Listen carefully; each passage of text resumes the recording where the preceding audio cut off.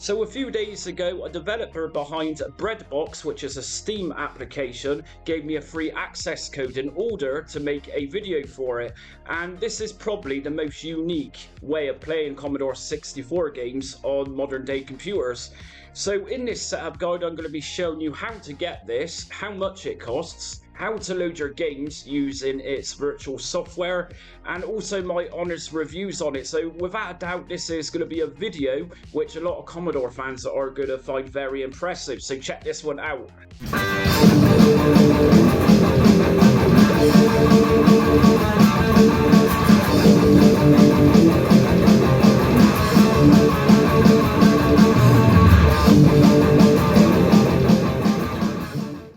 Okay, before I start today's Breadbox showcase and brief setup guide, let me just say thanks to the developer behind this who kindly gave me a free access code in order to do this video today. So what we're going to do first is obviously we need Steam to run this software.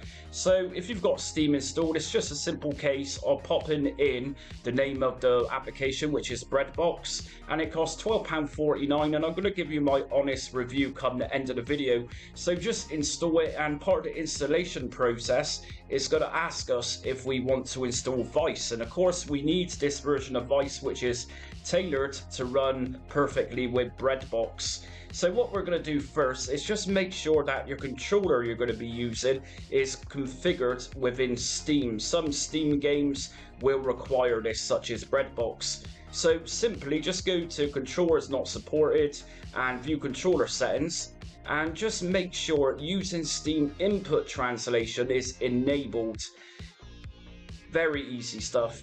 So from here what we're going to do is view layout, and we can see what each button does on our controller. I'm using an Xbox controller for this. And what I'm going to do next then is just open up the game, and let me just remind you, when you install this, not only is it going to ask you, and it's pretty much a pre-install Vice, but it's also going to tell you where your directory is, where you can pop in your Commodore 64, Commodore PET and Commodore VIC games. So it creates a folder with some subfolders. So just pop in your tape images, your disc images, and your cartridge images. And just to let you know also that Commodore 64 on Breadbox supports .crt, which is cartridge, .d64, which is disc, and .tap, which is cassette image. And if you're new to C64 emulation, then .crt cartridge is the quickest loading, whereas .taps cassette files are by far the slowest. So let's just press play.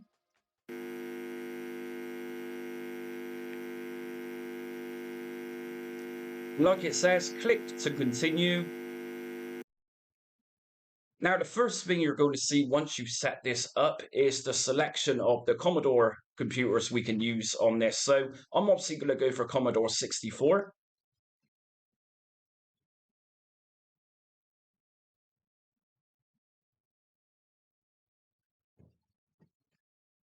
Okay, and here we go. So we got the Commodore 64 Breadbox model, and the developer did tell me that he's working on different skins, such as the C64C. And hopefully we're going to get a new version or selection of different Commodore disk drives to use. So this is obviously the original Commodore 1541 drive. So what I'm going to do first then is, if I just go over to the left side, we'll see a settings cog. And on the settings cog, we can enable keyboard sound simulation and joystick sound simulation. Just check these if that's what you want. Personally, I think joystick sound simulation of that clicking, it gets to me a little bit. So I'm going to uncheck this one. And what I'm going to do then is show you how to load up a game. So first of all, I'm going to suggest just going over to where the little arrow points to the bread bin and turn this on. And also just make sure that your controls are actually connected. And if we go back over the settings just here, if I go to Auto Hide UI, we can disable the side UI just here, or enable it. So I'm going to enable it for now. And yeah, if I go over to control area, it will say detach joystick to, and we can also attach. Pretty cool stuff. But as we know, if you're a C64 fan, most games are requiring you use your joysticks in port 2. And if I right click to zoom back out again, what I'm going to do is turn on the monitor. And what I'm going to do is just quickly eject my tape from this, which I was using a minute ago. And I'm going to first of all show you how to load a cartridge, which is a .crt. So if I go over to the left-hand side here and go to the cartridge icon, I've got a cartridge game, and that will then appear on top of your 1541 drive. If I left click on that and left click on it again, and let's just remind ourselves that on a real C64, to insert a cartridge into your expansion port, your Commodore would need to be turned off. So what I'm going to do is quickly turn it off. And as we can see, the cartridge is inserted into the back of the C64. If I turn this on and zoom out,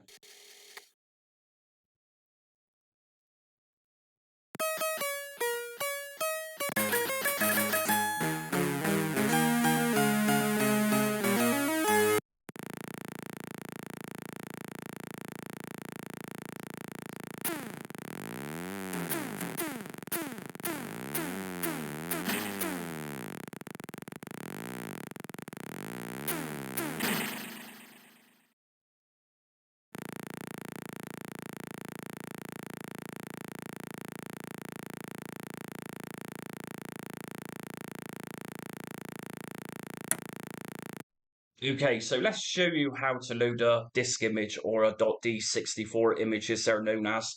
So first of all, we're going to need to eject the cartridge in the back, and obviously make sure the Commodore 64 is turned off.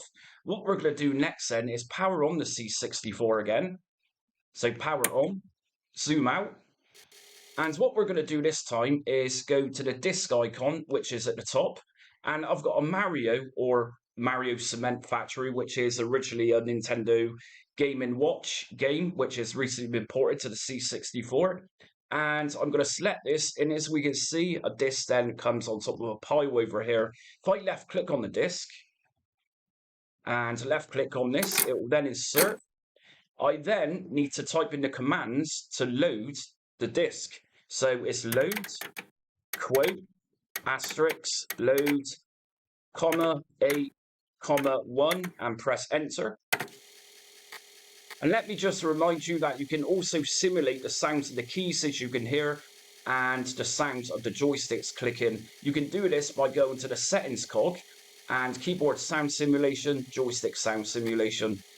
So we can also obviously zoom into the monitor area, and again,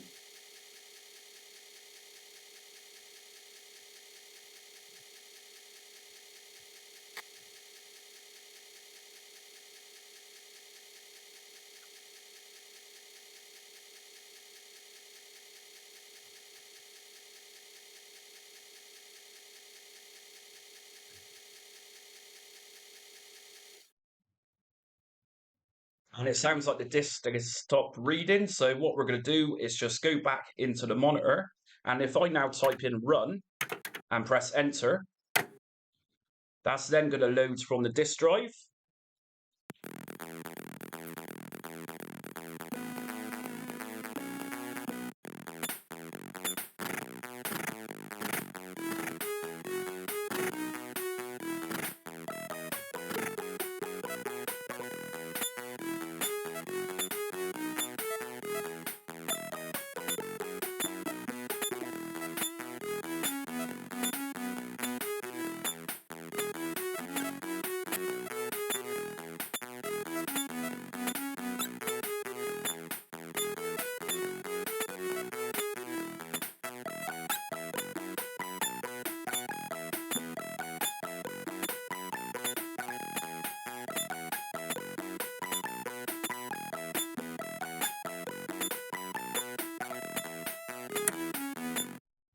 And we're going to turn that off, and finally I'm going to show you how to load from a cassette tape. Now, I particularly like this feature, so what we're going to do is just eject that disc that we was just using for the Mario game. And what I'm going to do this time is just go over to the left-hand side and select cassette. And actually, let's just make sure the Commodore is actually turned on for this. So back to power on, zoom out. And what we're going to do is select tape And I've got Flimbo's Quest, so I've got two sides of this. We've got side A and side B. If I select side A, what I'm going to do is just left click on the cassette tape. That pops in. Now, what I'm going to do, we got a couple of different ways from loading cassettes on Commodore 64. Obviously, we can press Shift in run stop simultaneously, or we can easily type in load. So I'm going to type in load. Press play on tape, and if I zoom into the data set area, I'm going to press play on the tape, and we can also now see the counter of this rotating just like a real data set would, and we can also see the reel of the tape going around, which is a pretty cool feature.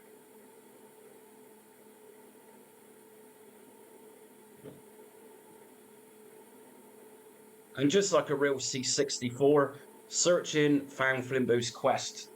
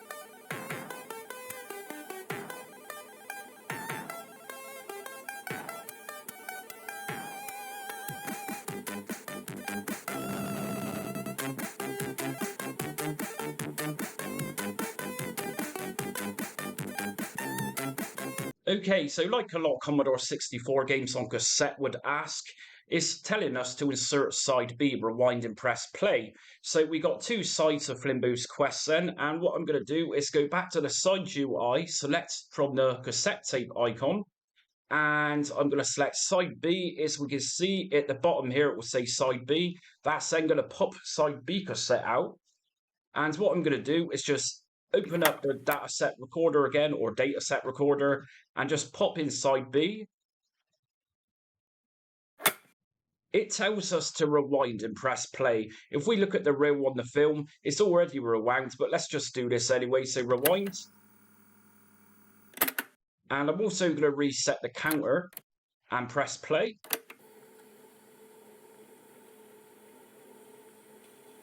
And as we can see, that's now loading side B.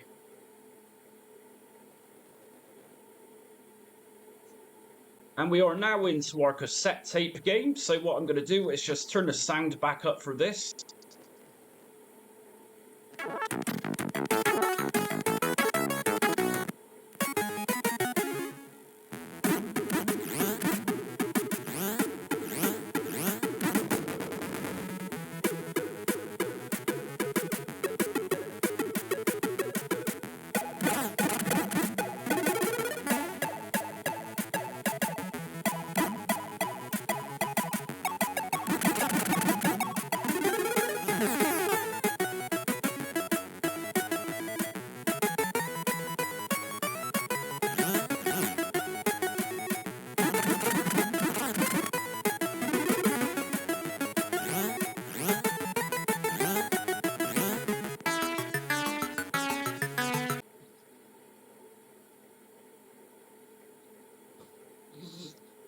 And we are now into our cassette tape game. So what I'm going to do is just turn the sound back up for this.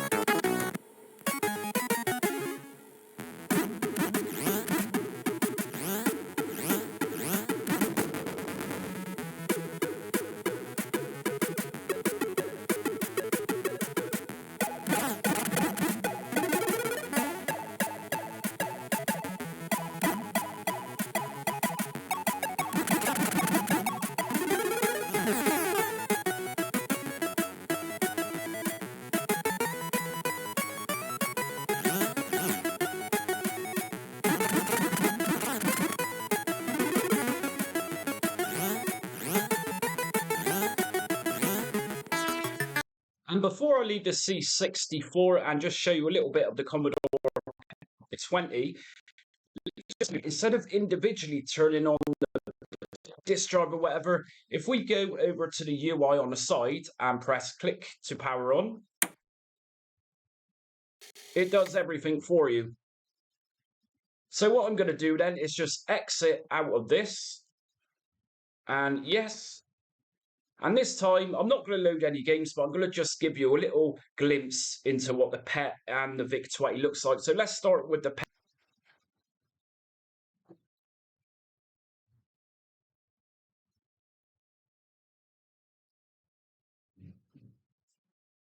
And here we go then. So very similar setup. In fact, the same setup as the Commodore 64 simulation.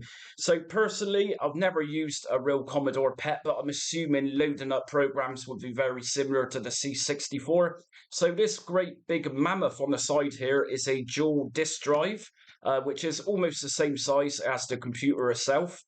And you know what? I'm not even sure how to turn the PET on. I've never actually used one, but you can learn. So we've got a tape drive built into the PET 2001. But if I go on, so same functions, if I click onto the monitor area, which is of course integrated into the Commodore PET, we can then type in if we want to. I've got no games or any programs for the PET. But like I say, just like the C64, it's going to be very similar. So by typing in load, it will ask us to press play on tape. Of course, I don't have any tape images for this. And if I come out and exit, and lastly, I'm going to just show you some VIC-20s.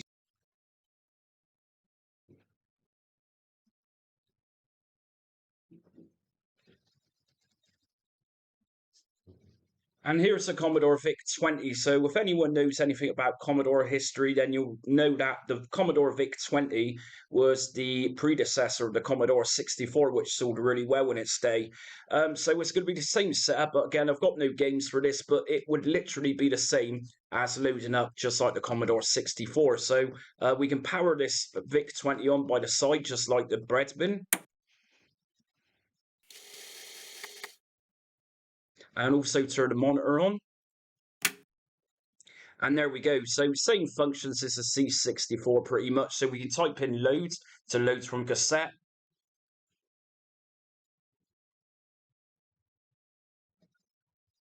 And there we go. So we can also zoom it into the Commodore dataset. I've got no programs like I said, but it's going to work just the same. So that's it for the Breadbox setup. So let me give you my opinions on this. I think it's a really nice simulation for Commodore 64 fans. And it really is a real nostalgic experience. However, if you're not too fussed about visual effects and that pure nostalgic factor, then you're probably better off sticking with Vice Emulator in itself. Having said that, myself as a Commodore 64 fan, I would enjoy using this program over and over again. And it's quite likely a lot of Commodore 64 fans watching this video would also think the same. Your average person who likes a little bit of light retro gaming, who wants to play a couple of Commodore 64 games, might not feel £12.49 is justifiable. But like I say, for hardcore C64 fans like myself, I think it's not a bad price. Plus, if we look at the Steam information, we can see this is regularly being updated. And if you also take a look at the developers' reviews, it's pretty much 5-star out of 5 stars. So it's a good solid simulation of a few different Commodore models for now. But anyways, that's my recommendations and that's my review of the awesome Breadbox. I'll leave the link in my description, and let me just say thanks again to the developer behind this for giving me this code so I can do this video today. Hit notifications if you like today's video, and also like and subscribe. It helps my channel a great deal, plus it gets you up-to-date retro emulation content as I release it. So anyways, join me on social media. I'm on Facebook, Instagram, Twitter and TikTok. But till next time, stay retro.